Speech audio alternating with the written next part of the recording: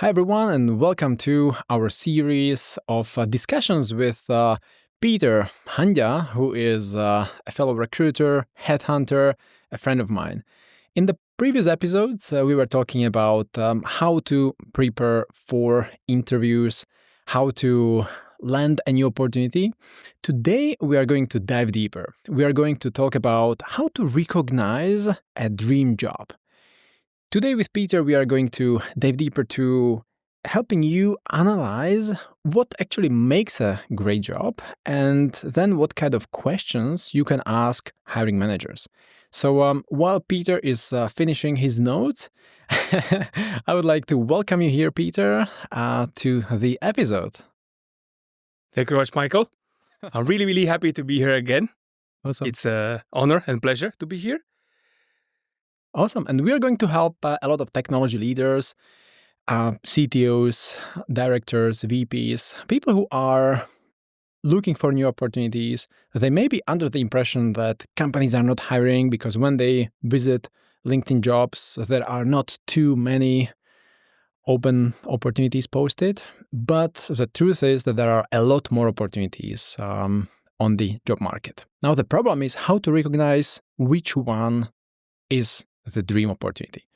So, Peter, with your experience, what do you think people who are looking for new opportunities should do in order to recognize the dream job? So, first and foremost is do your research, do your homework, narrow down the opportunities or corners of your vertical or industry, and focus on opportunities or places or companies which resonate with you. Whether it's technology, whether it's place or position in their life cycle, whether it's their success or the solution, the job, the opportunity, and the company, perhaps their culture as well, have to resonate with you, and you need to be able to associate with it as close and as easy as possible. This is done based on your own research or doing your homework, talking to your friends or friends of your friends, maybe going into portals like Glassdoor where people share feedbacks, and gather the intelligence and find out, run it by your own skin, find out how the mix of all the information that you manage to accumulate resonate or doesn't resonate with you. And obviously, if you're positive, list the ones you want to go for and presume they're hiring. Mm-hmm.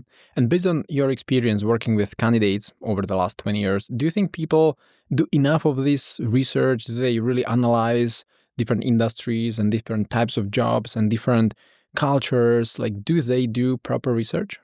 I'd love to say yes. Unfortunately, it's the other way around.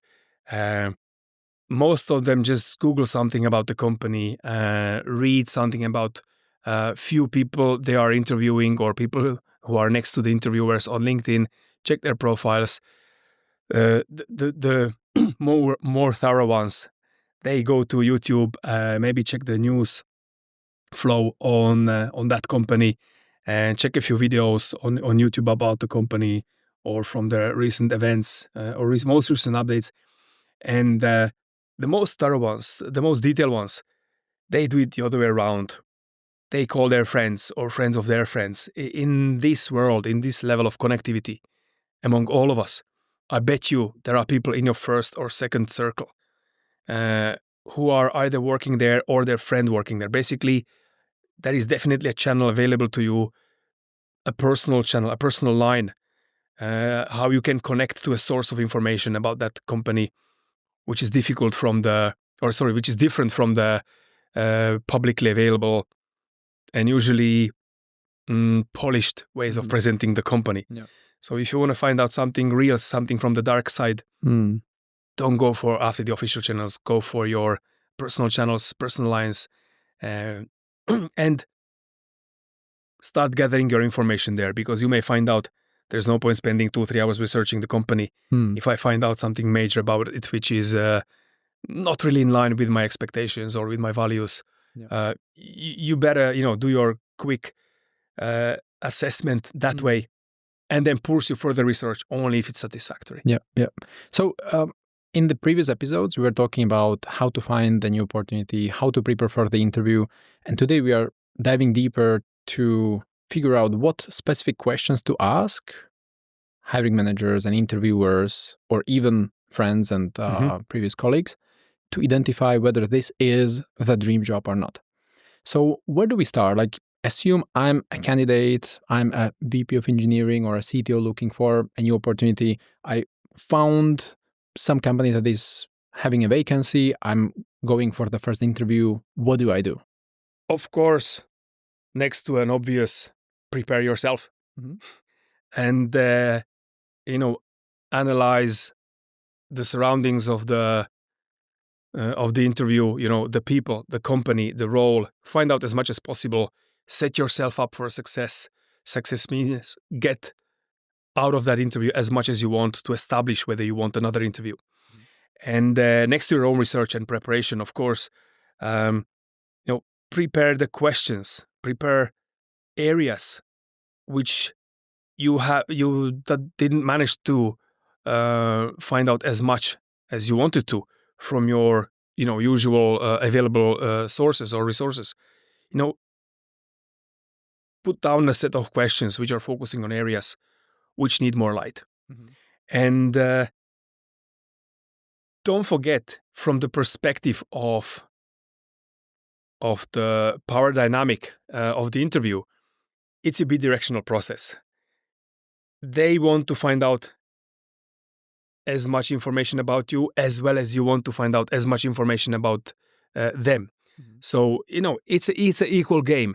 If they give you tough questions, you should do the same. If they so the depth up to which the interview goes should be, and the interest of going as deep as possible and find out as much as possible is equal on both ends. That interest. So don't forget and don't be afraid to ask so-called tough questions, because they will help you unveil what you want. Yeah, it's very, very good that you mentioned it, because now I just realized that in recruiting and also interviewers, when they interview candidates, we have already prepared set of questions for candidates, right? There are some expectations for the role, and we are supposed to ask questions to figure out whether the candidate meets those expectations, right? Like technical or soft skills or education or whatever. But candidates should probably also prepare for such interview and list those areas that they need to make sure the company kind of ticks, right, those boxes, and then ask questions to figure out whether the boxes are essentially ticked, right? So this is where we would like to dive deeper, right? And the question is really, where do we start? I mean, first we need to identify whether this company kind of makes sense for us to work, or the role, or the culture, or the team. What are the factors this depends on? So it all depends on what are the main criteria based on which I am deciding as an individual. So there's a set of things I want in my new job, and there's a set of things I don't want from my new job. I presume the candidate is experienced individual with a double-digit years of experience. They definitely know what's the set of things that they want or don't want in the new role. And by establishing this, you're creating areas which you want to explore further, and as you say, tick them as a box. And as you meet various people along the interview process, the doors will open to get some of those questions answered. So if you're talking on a first interview to your hiring manager or to a technical person, they will provide some answers to that. They tick some of your, I don't know, let's say you have 5, 6, 10 boxes. 1/3 or 2 or 3 of them get answered by that person. Second interview could be with a chief of this, chief of that, or a director. They will provide a certain set of answers. Last interview, maybe with the CEO. Again, he can provide answers to a number of questions. And this collection will help you establish, okay, this is my cup of tea, or it isn't. Yeah. And by you asking the right questions, digging deep, you get the answers and the right answers, and also up to what extent So you not only find out answers to what, but how much of it. Mm-hmm. Awesome. Okay, so let's imagine the process as it unfolds. As a candidate, I would have the first interview with a recruiter. So, what are some of the questions I could ask a recruiter in order to figure out whether this opportunity is the best one for me? Recruiters are a special category because they are. There is a difference if it's an agency recruiter or in-house recruiter, but both have a unique position. They, if they're doing their job right, they can be your guide, they can be your friend, they have a unique position in the whole process, which is a little bit on the side of the main flow of information. So, like managing your relationship correctly with the recruiter can have a major impact on your process or progress. So, if you're talking to a recruiter, it's a unique opportunity to ask things that you would normally wouldn't ask the hiring manager or the CEO or whoever you're meeting after. So use that opportunity and ask the recruiter things that ask them brave questions which are focused on a culture, on the what created what triggered the idea to open that job. It's a new job, or it's a replacement of someone who failed, for example, or left for some reason. Find out what chain of events led to a situation where the two of you are discussing your bid for that job. Ask what's the urgency on the role, because the recruiter knows how big is the need, how much of a backlog, how painful it is for the company to have a person in place as soon as possible. Yeah. Whether they are not in a hurry or they are in a hurry, there's a roof on fire. There can be various things at the background which may impact your experience and your knowledge of the role and your decision-making process as well. I wouldn't be afraid to ask about money at the start, because that will establish whether you invest more time into this or not, because if the role is a little bit distant from your expectation, why pursue it, So put down a set of questions which are critical, which are, can unveil a potential red flag for you in order to establish whether it makes sense to invest more time into pursuing this opportunity or invest your time elsewhere. Because there's nothing worse than investing a lot of energy and effort into an opportunity which doesn't tick 3 of your most important boxes. Yeah, good point. Okay, and then I pass this interview. I get to the next round, which could be a round with VP of engineering. So what questions would I ask the technical person? So there's 2 ways how this can go. Depends on whether the VP of engineering is your peer or superior. If it's a peer, the sort of technical questions can be a little bit more close, a little bit more, the nature of that interview is a bit more friendly, which opens up the communication channel to things that you probably wouldn't ask your new manager to be. So feel free to be completely open and understand how their desk looks like, how their surroundings look like, how many people are in the team, or what's the seniority of that team, or what's the mix of people in that team, what's the dynamic of the team, what's the pace, and use that opportunity to ask things that you normally wouldn't ask your hiring manager to be. If you're talking to a VP of engineering, who will be your manager to be? The set of questions is different because you are already starting and modulating a relationship with that with your new manager. So the flavor of that communication is a little bit different, and I would definitely ask around the tech stack, around the ultimate goal of the role, which is probably critical, and the tools available to me, or the budget available to me, and do's and don'ts. And if it's a replacement scenario, I would openly ask why the person before me was not successful or why they failed, what were the surroundings of that, to make sure that you're starting off the right foot. Okay, I like how you separate this and kind of you invite the candidate to think about different scenarios. One is interviewing with a peer and the other is with the superior.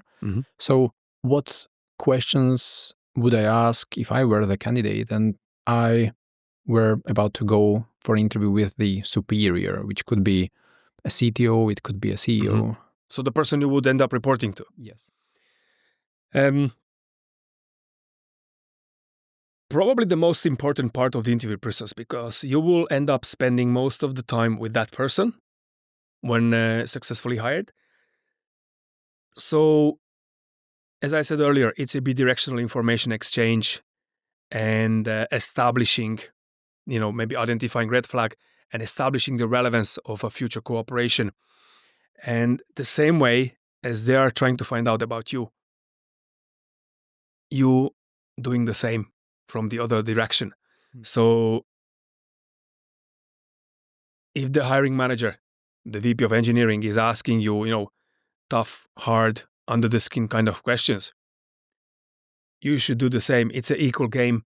You want to find out as much as possible from your end. So there are some types of questions which are following that trend. And as I mentioned earlier, it could be a question about the success or failure of the person who was in this seat before me, if it's a replacement scenario. What's the ultimate goal of the role? If they can describe you the situation that you are 1 year into your role and you are really, really successful, you perhaps exceeded the expectation. How does that situation look like? So where the role or that desk or that team is today, and where do you want that team or that desk to be? It could be different for a technical person, for a CTO, CIO. It can be different for a salesperson, different for an engineer.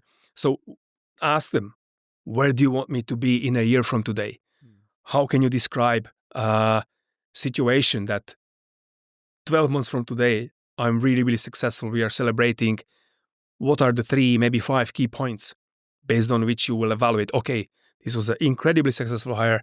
We wouldn't be here, we wouldn't expect to be here. We are really, really happy to be here after 12 months, and what would make it or break it for you, Just feel free to ask him, what would make it and break it for me? What's the do's and don'ts? Why the person before me failed? Or, was there a person before me here in the past who was really, really successful? Okay, why? What made him successful or her? And I would also ask for an advice to ask for what's the career prospect. If you exceed the expectation, me as a candidate, if I exceed the expectation, what doors it will open for me? What options, what opportunities will be there for me after? To reach new targets again. Increased targets. To proceed from that role.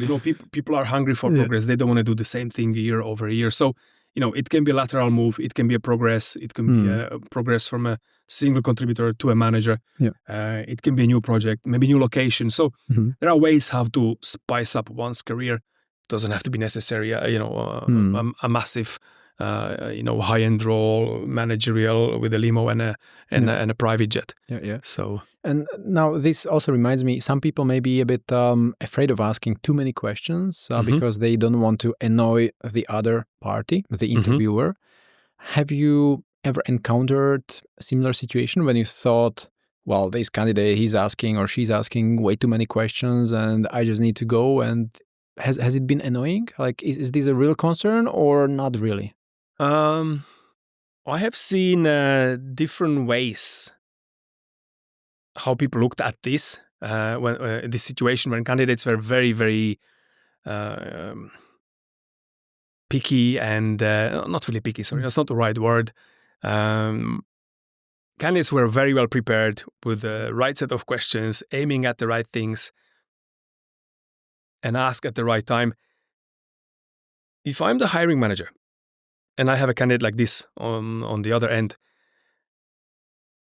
I would welcome that. That would be an incredible sign of interest, commitment, the sign that they have done their homework and they're genuinely interested in the role. So they really, really want to find out as much as possible. They want to set themselves for a success and they want to minimize the risks. So I would really, really welcome and embrace something like this. If a hiring manager sees this as a, as you mentioned, annoyance or not seeing it as something positive, I would question that hiring manager. The way he looks at things and measures things, he doesn't see things from the right angle, and I would question their professional maturity or I would be really, really happy as a hiring manager to see a behavior like that from the candidate and ask me really, really detail-oriented questions which are focusing on them being successful in the job. It's a massive sign. This is what makes people stand out. Awesome. Well, this is also about how to identify the dream job, right? So if the hiring manager is not potentially a great leader or a person who is able to recognize a great candidate, then it's probably not the dream job, right? So it helps to recognize what is not a dream job. Yeah. Part of a dream job is a dream team or a dream manager or a dream environment, which embraces and allows me to and gives me the autonomy to be myself and make my ideas become a reality. And if somebody blocking your journey to find out whether that's your dream job or not, it probably isn't a dream job. Yeah, good one. Okay, you also mentioned along the lines of the difference between a replacement vacancy or a completely new role that opened up. Can you elaborate a bit more on this? Like, why is it even important, and why does it matter? Yeah, there is a number of points which differentiate the nature of these roles and the potential future development or evolution of you in that role. If it's a replacement role, that role probably has a certain journey, certain history. And this history or this journey can go either ways. So it's good to know how that history of that desk or of that seat, of that role looked like in the past to avoid the don'ts and do more of the things that are, positive or it also gives you an insight into how that company evolved that role or basically the most important thing is what created the need for the job. And as I said earlier, this need can be existing need, like a new need, so something that emerged from the organic growth of the company, or a replacement, which means the role existed already a couple of years. There could have been one or more persons in that role, and that role somehow evolved. And if you don't know about the evolution of that role and what triggered to creation of that role and the evolution and the growth of that role, it can impact in a major way your success in that role. So if it's a replacement, I would definitely drill down as deep as possible and as much as possible on why that person is not there anymore. If it's a natural organic move after a couple of years, that person moves somewhere else, okay. But there can be reasons which are good to know before you progress any further. Yeah. Just to be perfectly honest. And if it's a new organic role, it can be a startup or scale-up scenario of a company which is organically growing, and they suddenly have too much of something, or they have a new territory, or they have a new technology. And the nature of these roles is typically completely different than something well established, something that has its trail or its tracks, and it has a certain limits within which that role evolved. New, not established role has a lot of unwritten text, which basically it's an empty book which you will write the story on it. And there are types of people out there who like either one or the other. Mm. So there are people who really enjoy something new and build, and they have the skills and experience to do that.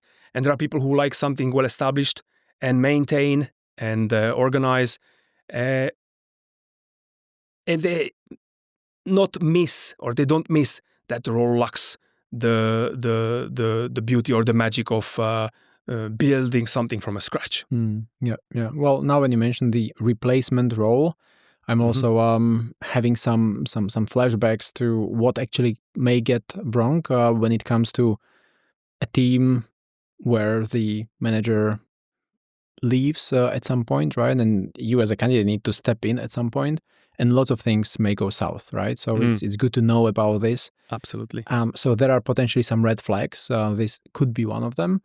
Have you encountered some other red flags or something that candidates should be aware of to identify such red flags?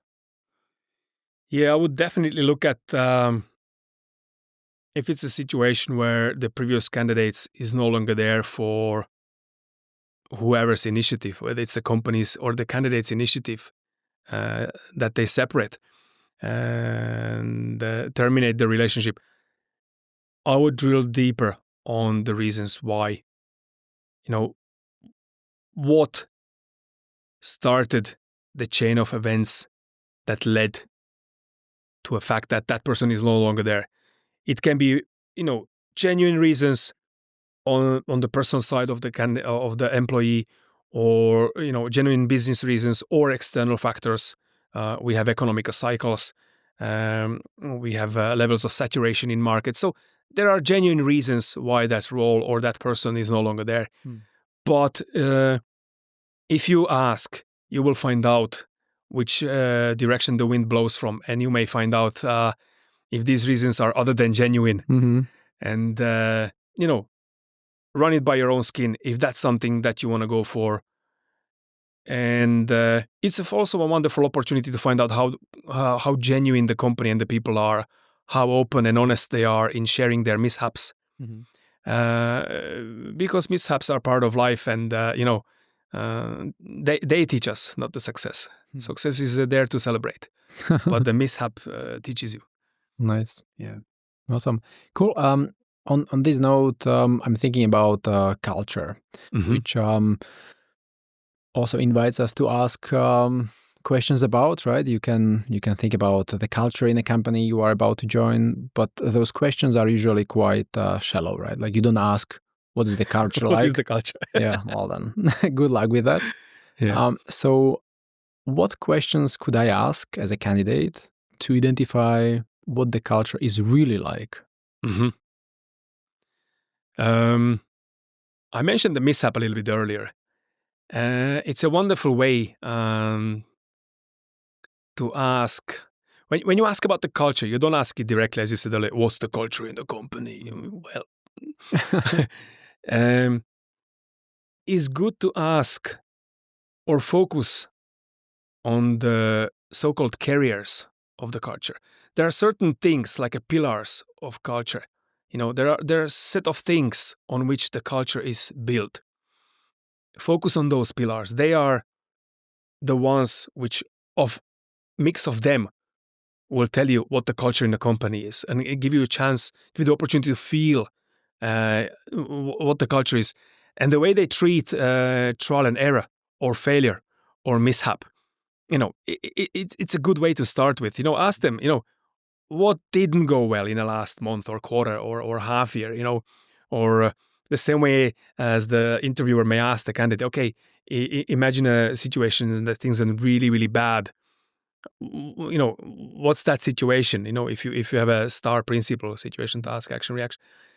They ask for some kind of a mishap and how the individual dealt with that mishap. Turn it around. Ask them, okay, can you remember in the last 3, 6, 9 months, like a mishap, like a big F up, and they will, I have a few. And then you see on their expression and how they treat, how they react to that question of yours, you already start to see the culture. You see what kind of set of feelings they associate the mishap with, because the mishap, the trial and error, is the seed of progress. If you don't have mishaps, you don't progress. You don't know how to do it better next time. So, by asking them on the mishap and the situations surrounding it, or what chain of events led to this mishap, you have the opportunity to feel how they react to it, what kind of words they use, what kind of feelings they have associated with it, how they dealt with it, how they learned from it, and how they evolved from it, and what measures they implied to avoid it or to eliminate it for the future. It's a massive opportunity to learn about one of the main pillars of the culture, which is how they deal with failures or less than successful scenarios. Awesome. That's one of them. Second one is availability of manpower. If it's a team-based environment, how they look at somebody wants to take a day off or go on holidays. How strict the policy is, how open the policy is, how is important to be there 1 minute spot on in the office, or how important it is to reach your goals in time.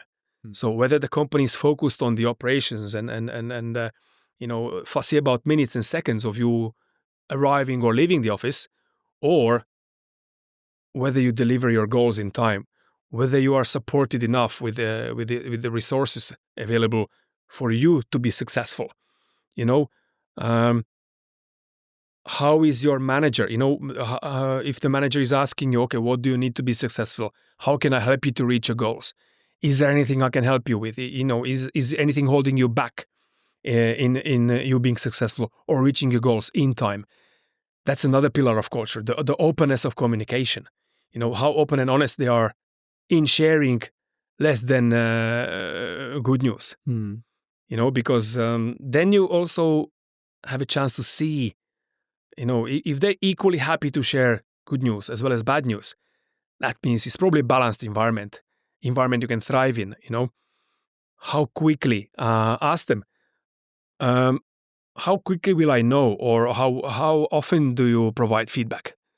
And then they tell you, okay, we sit down once a half year, we have a performance review or appraisal, and in 6 months you can be fired 7 times. Yeah. So or you can repeat the same mistake every 3 weeks if nobody tells you. And so if their view on sharing feedback is immediate, which means immediately something good or bad happens, that means they give you the chance to do it better next time. And don't wait 6 months until you mess it up 5 times again and you probably fire 3 times. So that's another sign of culture, which I would probably look at. And another external way of checking the company's culture is look at their attrition or staff turnaround. If you see people that are working for years and you associate yourself with those people, you look at their profiles and you somehow find them relevant to be relevant carriers of that information, that's a good sign. If people have a tendency to stay in that company, it's probably good to be there. Or on the other hand, if people if the person staying there the longest is a handful of months, that's a pretty obvious, that's a shiny red flag. A very bright one. Yeah, good one. Well, there are lots of questions a candidate could ask, as we now see, and a few interviews may not be enough, especially assuming the interviewer wants to ask questions of the candidate. So, as a candidate, what do I do if I go through 2, 3, 4 interviews with hiring managers, and then I still have gazillions of questions on my paper unanswered? Do I invite them for a separate meeting, which was not planned, just to share that I still have questions? Is that something that would be considered awkward or rather welcomed?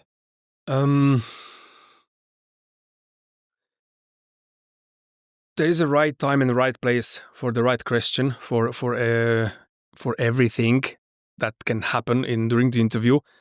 And if you didn't get the opportunity or the time, sufficient time to get your answers at the time when it was ideal, I wouldn't flood the interviewing side, whether it's a company, a group of people, or an individual, with 10, 15 list of questions.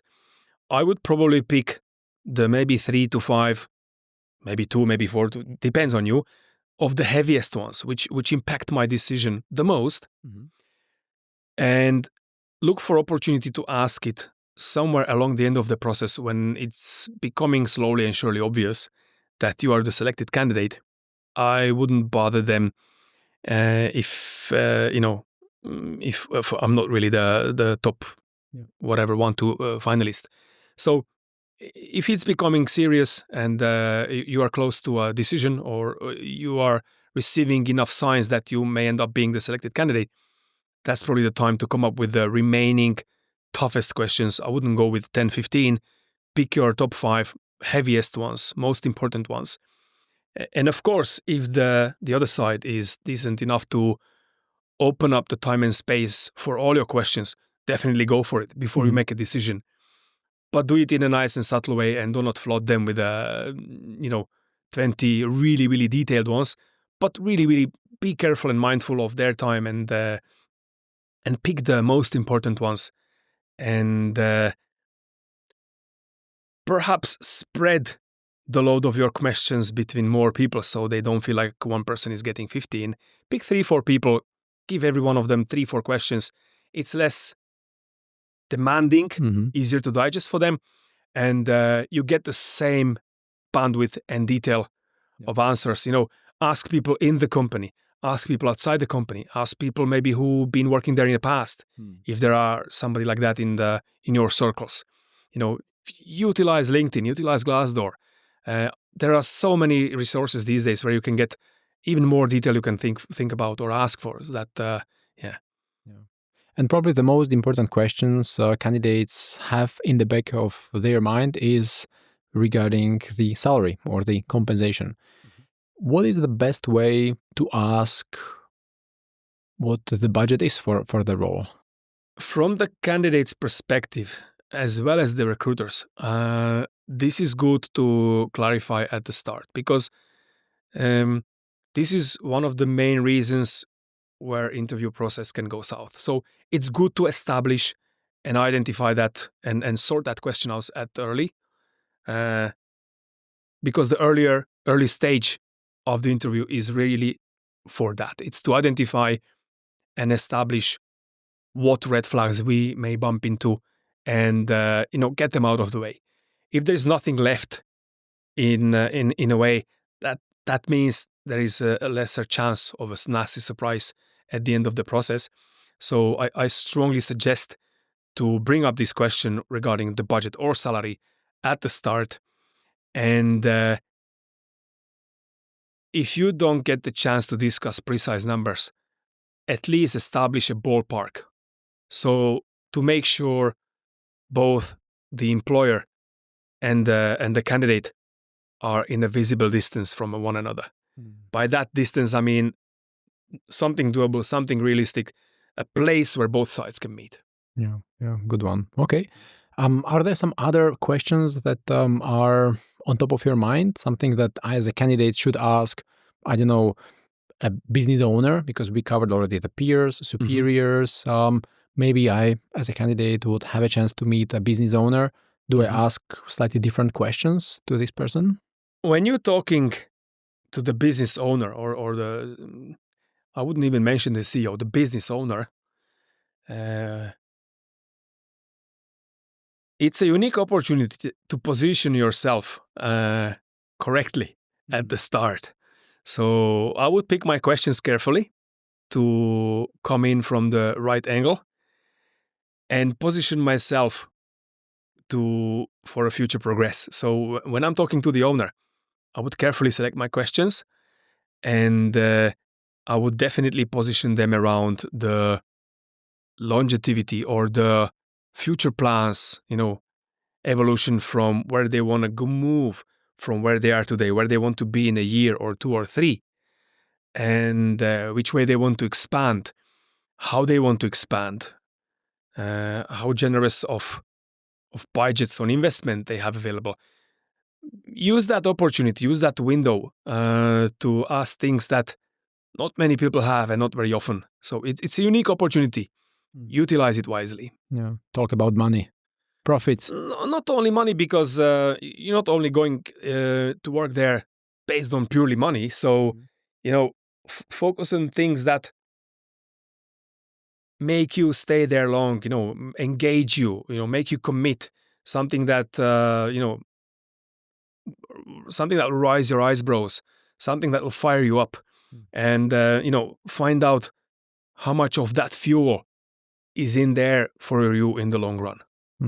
Awesome. Well, this is a great advice. And I think we covered a lot about how candidates can prepare for their next interviews to identify whether this or that is their dream job. So let's wrap it up here. And the next time we will dive even deeper to some other very exciting part of the process. It was a pleasure. Thank you very much. Yeah, thanks for joining.